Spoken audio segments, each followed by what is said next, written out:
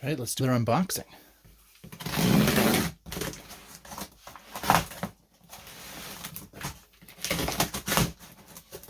Now, I don't really expect this one's going to be terribly well boxed.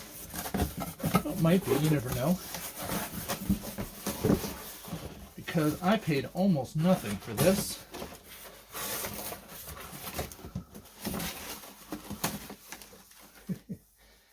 They did what they could with what they had, I suppose.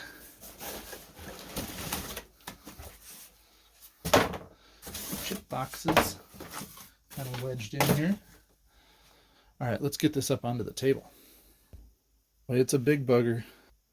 My best guess is that it is a Remington KMC keyboard margin control, and clearly with the wide platen. I don't know how I end up keep getting these wide platens. Maybe that's why they come cheap, but I got this for almost nothing on an eBay end of auction kind of a thing. No one had bid. I want to say the minimum bid was like 20 bucks. So I got this for nearly for free, and it just looks a little dirty. Here, should we cut some of these straps and see how it does? Obviously, we'll have to even confirm for sure what it is with a lookup of serial number. I haven't looked at that yet.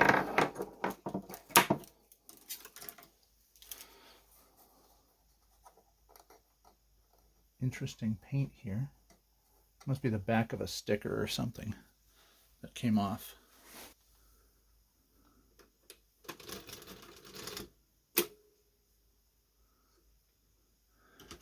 I know nothing about these.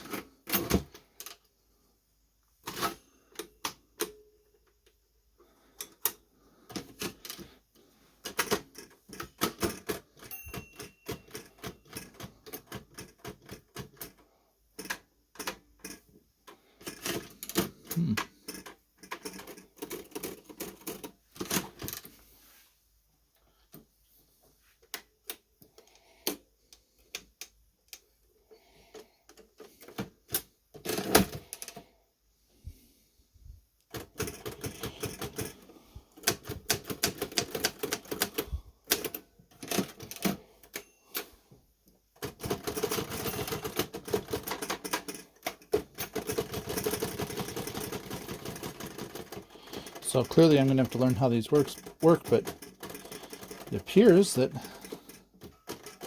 other than maybe with a little tightening of the spring, it seems to mostly be working.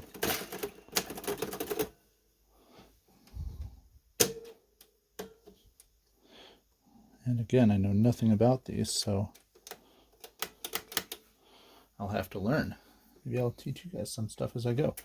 Little scrub, and I think we're pretty much okay.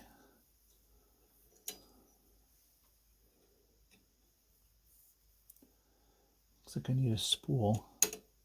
I will order that up right now.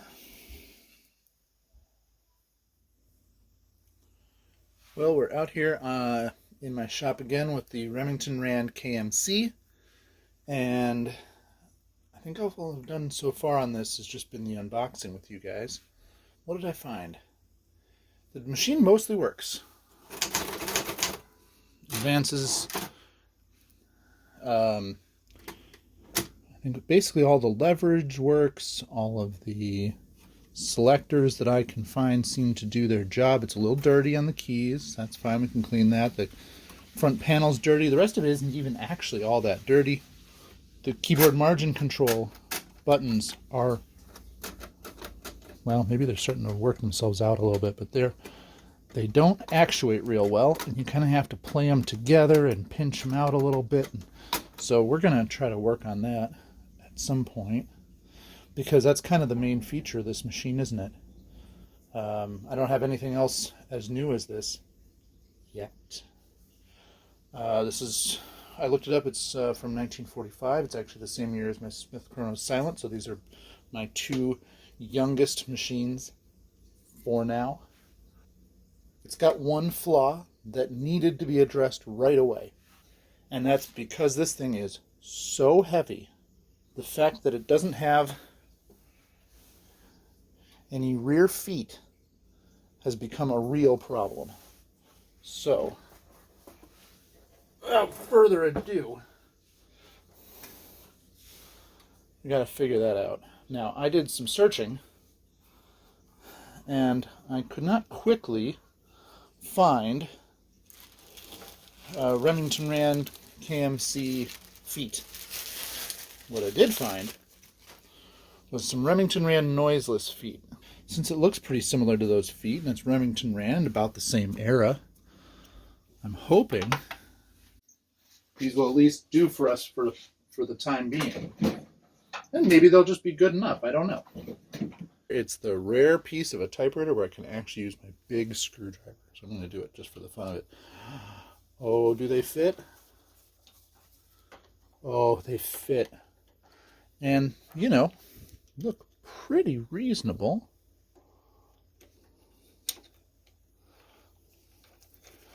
Oh, that's going to do wonders. Oh, how different are they in height? They're a little shorter. So that's a little bit funky. I don't even know, what do these guys do? What's with this big cap up here?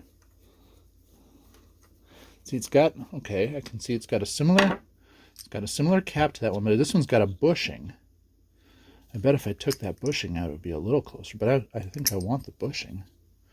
That's going to make it, give it a little padding. Bushing goes in that side.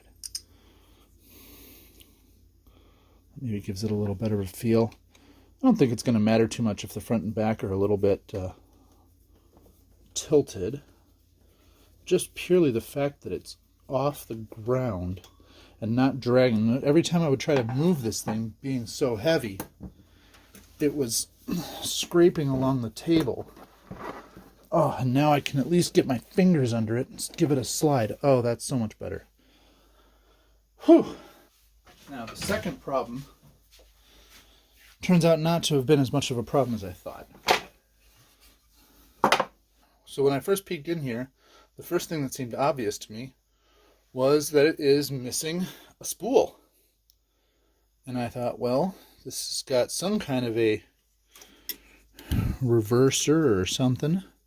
I don't know, I've never owned a machine this new, but it's clearly got some kind of a lever in there. I imagine that might do some reversing. I don't know. Whatever it is, it's probably important. And, well, how could that possibly exist without the spool? Couldn't, right? So, first on my list was, gotta find a spool. Well, it turns out, after I had already ordered the spools, I took a closer look. And sure enough, on the inside, there's a little, like, spoolet. Kind of reminiscent of the Olivers or something that have that little kind of half spool thing in the middle. That said, I had already ordered a few of these, and so now I have a new spool for it. Should we check? Does it fit? I imagine it does. Let's confirm that to be sure. This ribbon's obviously dry. Yeah, just had to be aligned just right. There we go. Looks good. A little tight. Bend that pin out a little bit. There we go. Slides in a little better now.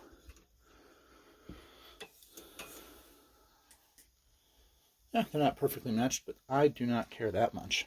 They are two of the same form factor, and that'll do. So I will probably re-ribbon this sooner than later. I'd kind of like to get this faceplate off so I can see what's going on with that KMC. KMC meaning keyboard margin control. Some of them actually said KMC stamped into these keys. I don't know why mine doesn't say that, but it doesn't. I played a little bit with these to see how you take them off, and it seems these little knobs just unscrew. Then that faceplate, I assume, just slides off once you take those two screws off. Without these knobs in the way, it should just come right open, I would imagine. The other things are all slotted, so they should be able to slide out. Once I would do that, I would be able to clean this front plate too. So that's, you get a 2-for-1 benefit. Let's probably do that sometime soon as well. What is going on here with this?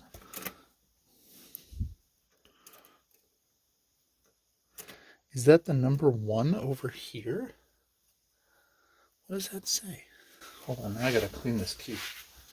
And once you clean the key, you're probably gonna clean all the keys, aren't you?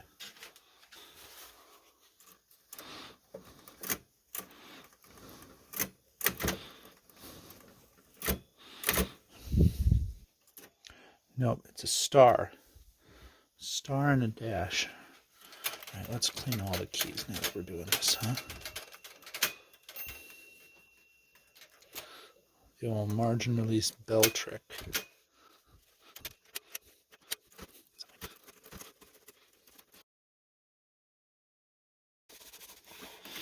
I'm just using a little simple green here. Amazing what a little simple green will do you. Missing a little paint on the Y.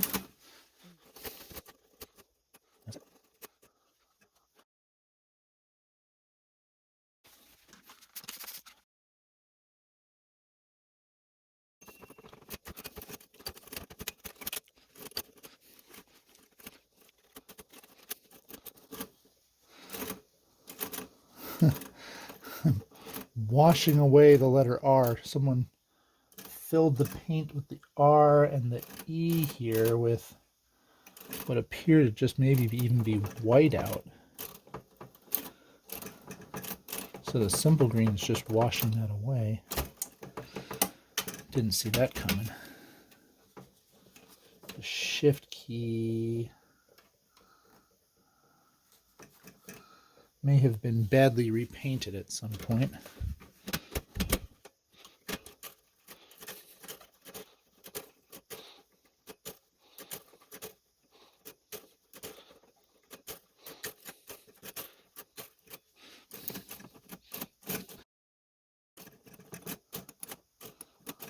The A had that white out again.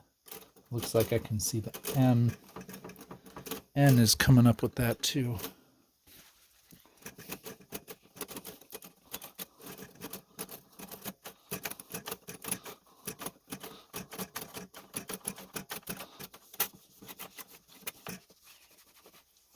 Now for cleaning crinkle paint, word on the street is scrubbing bubbles is what you want. Now, I've never had a crinkle paint machine because this is the youngest machine I've ever worked on.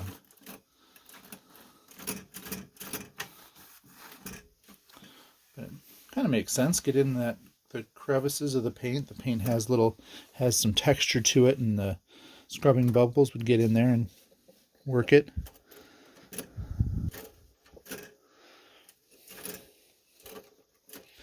And those are marginally better. They don't feel as greasy as they were.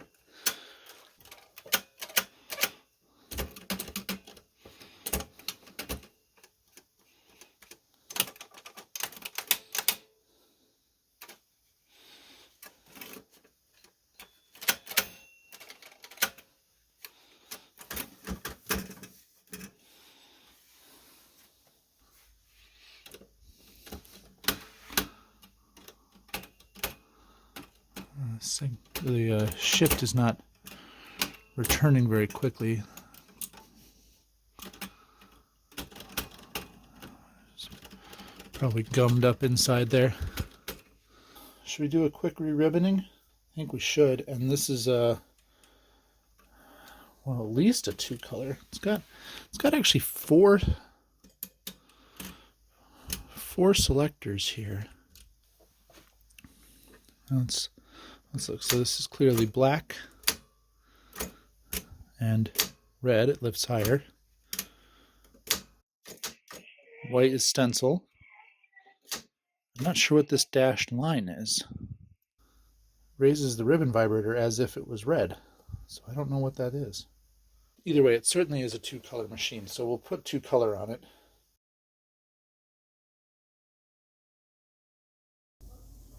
Well, we've got the KMC taken apart a little bit.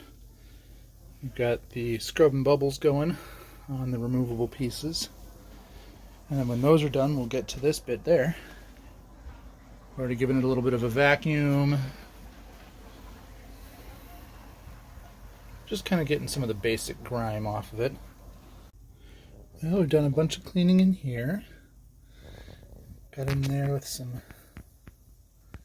Q-tips and various things. Hopefully cleaned up the KMC button enough that it's not going to be a big deal. I do need to put a little drop of oil on it still. Now we're to the side of the frame here. Got our scrub and bubbles going. I will say we did lose a little bit of detail here in this thing. That used to more recognizably have an address, and now it does not. That's a little bit disappointing, but it's not the end of the world.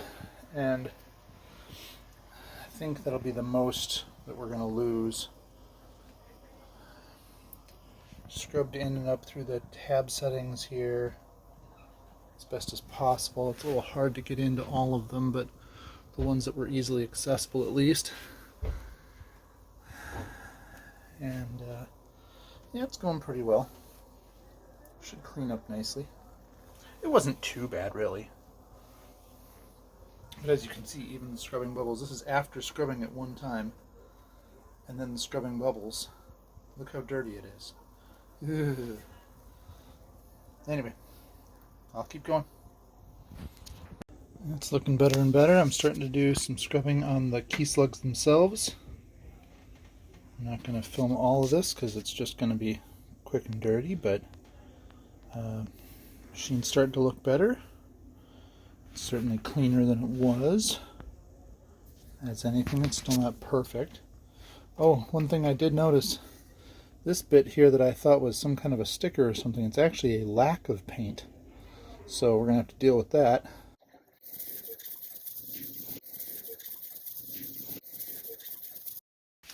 Okay, so let's start reassembling. The front piece here, you can just barely, in just the right light, still see the word Remington in there. I didn't clean that off. In fact, I couldn't see that before, so we've actually made that a little bit clearer. And we're gonna slide this guy on.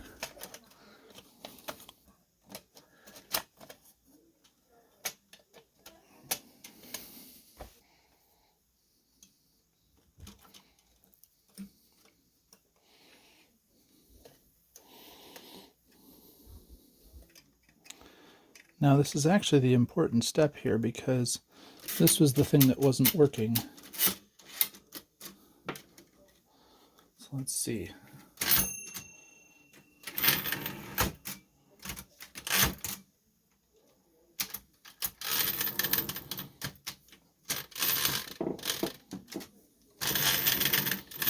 Alright, I think we got it.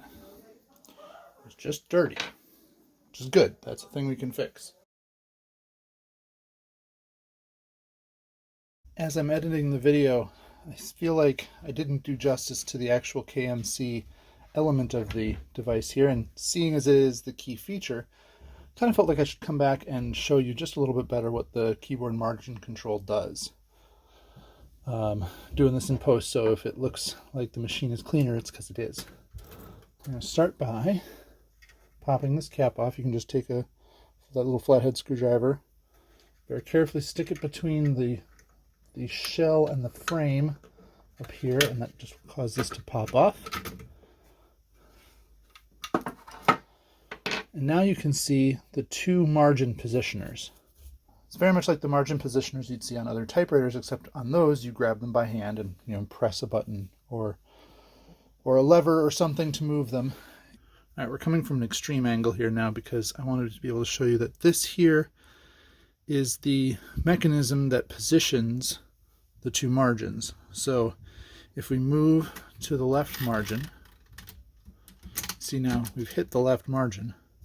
And if I hit the keyboard margin control, you can see it lifts that one up. And of course, it's going to make me look bad here. Come on. I wonder if I should clean that a little bit.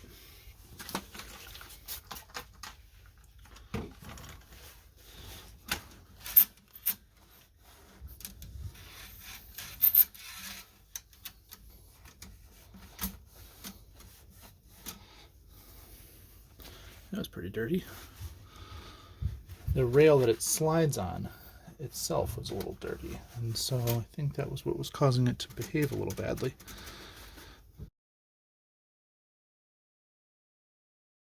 Here we have this mechanism that sits right in the middle, and we have these two positioners which you position by use of these keyboard margin control keys, and obviously mine have worn off.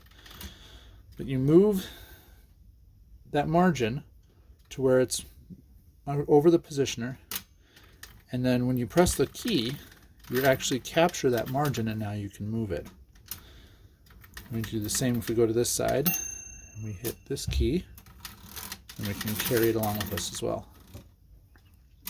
And that's why it works the way it does, that you have to move to the margin before you can set the margin. It's because you're literally carrying these margin controls around with you as you do it. Anyway, I feel like it made a lot more sense to me when I could see the mechanism.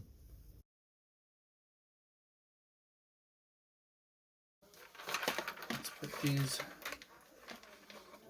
little baubles back on here. Maybe someday I'll find some metallic spray paint. Give these guys a little touch. But for now, find them the way they are. Oh, that was a good catch.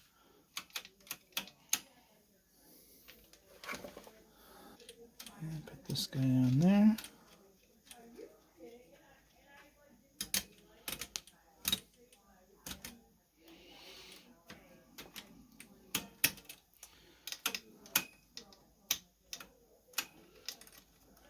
These all still feel like they're working all right.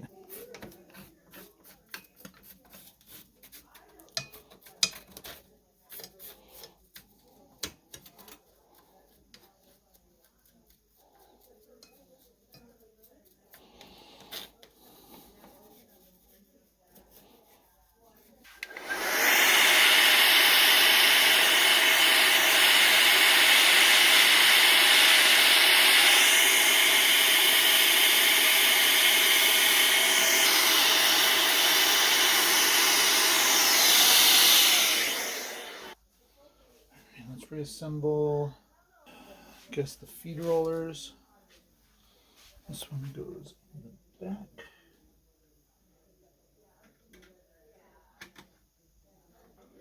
Go. And this one goes in the front.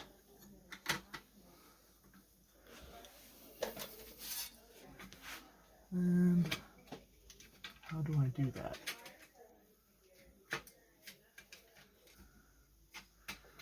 I think they're both in. It feels like they just press fit in there. I mean, they came out that way. I suppose that's all it can be, but it feels a little wrong. Put the back cover on.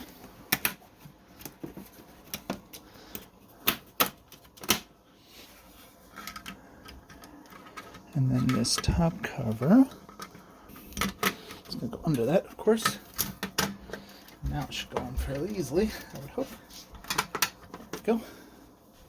Alright, back around. Finally.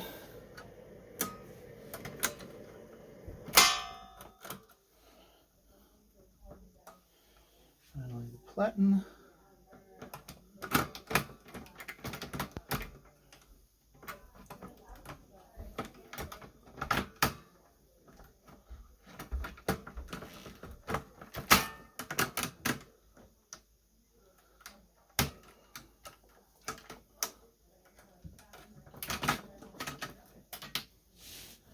Okay.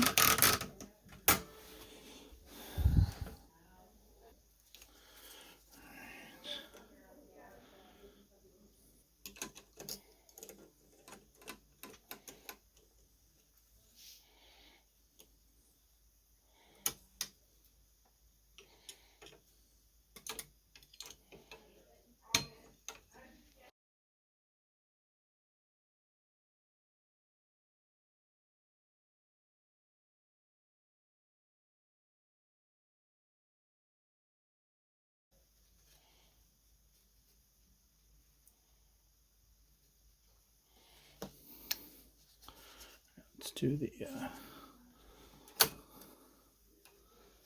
little trick here.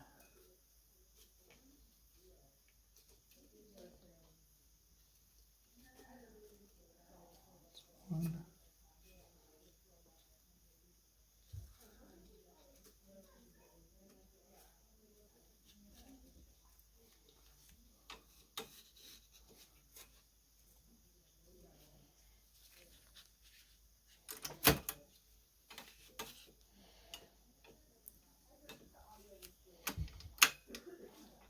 Let's get some paper.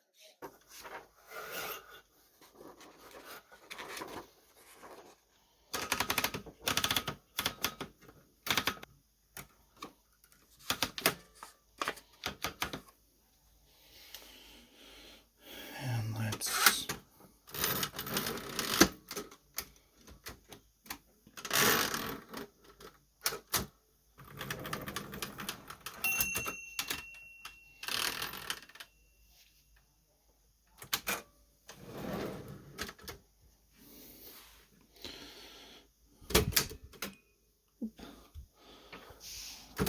that's not what's supposed to happen.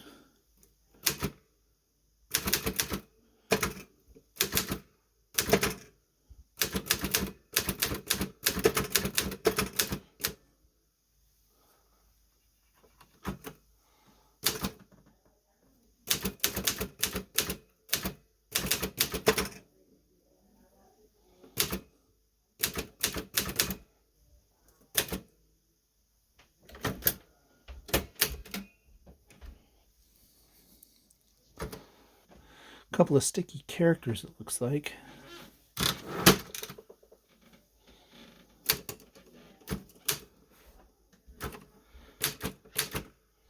Or does it just need a little oil along this segment?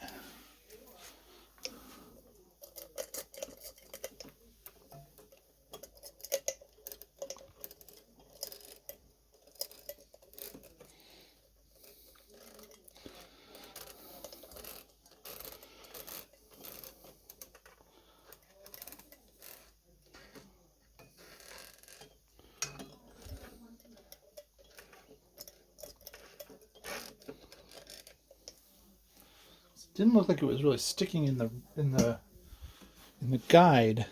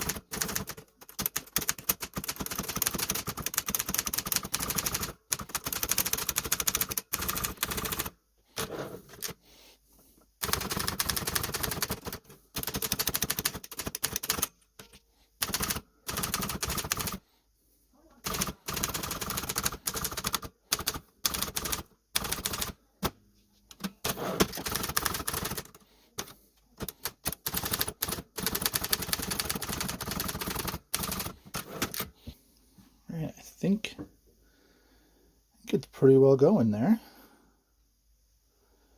Not too bad. Let's pop the top back on.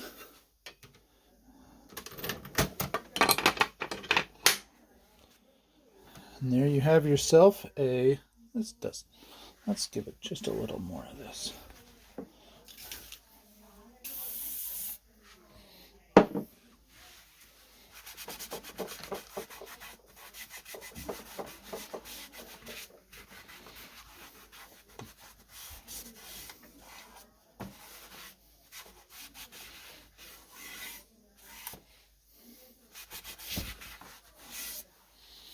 There we go. Let's back up. There we have quick cleanup of a Remington Rand KMC, and I think it looks pretty nice. Not sure what I'm going to do with this. I'm not sure I have room for it. It would make a nice machine for somebody. I know my son really likes it. He likes the idea of the keyboard margin control. I do too, I suppose. One thing I've been noticing, by the way, if you're willing, it sure seems like these long platen machines, you can get them for cheaper on eBay. I guess it's just people don't want the long platen. As with anything, who's got any place for it? But, you know, if you're willing to put up with a little more space, you might get a better machine for your dollar. All right. The Remington Rand KMC. Back and in working order, it looks like. Well, I'll see you next time on Dynamically Typed.